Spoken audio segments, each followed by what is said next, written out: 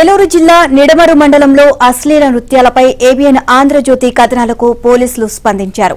అశ్లీల నృత్యాలపై case నమోదు చేశారు. అలాగే పుట్టినరోజు సందర్భంగా అశ్లీల నృత్యాలు ఏర్పాటు చేసిన జనసేన నేతను పార్టీ నుంచి సస్పెండ్ చేశారు.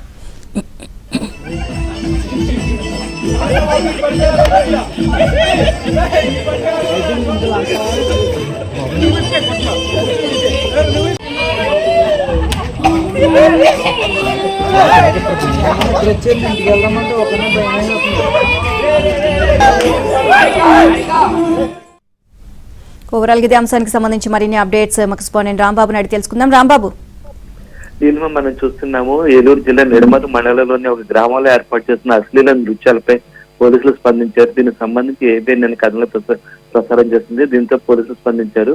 అంతేకాకుండా పార్టీ అధిష్టానం జనసేన పార్టీ కూడా స్పందించింది.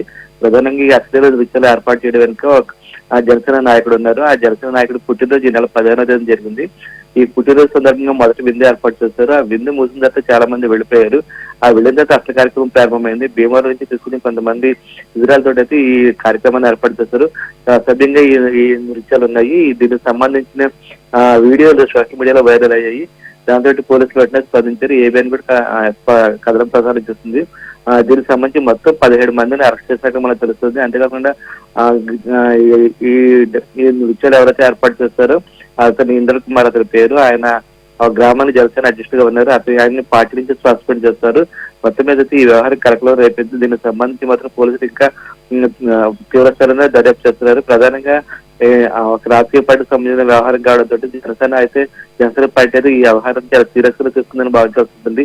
ఎప్పుడైతే ఈ వ్యవహారం బయటకు వచ్చిందో వెంటనే చర్యలు చేపట్టింది జనసేన పార్టీ అధిష్టానం. ఈ నాయకుడిని ఆ నాయకుడు ఎవరైతే ఉన్నారో, పుట్టినరోజు జరుపుకున్న నాయకుడు ఎవరైతే ఉన్నారో ఆయన్ని సస్పెండ్ చేయడం, అదేవిధంగా పోలీసులు కూడా ఫిర్యాదు చేయడం అయితే చేశారు. Neelima, thank you Rambabu.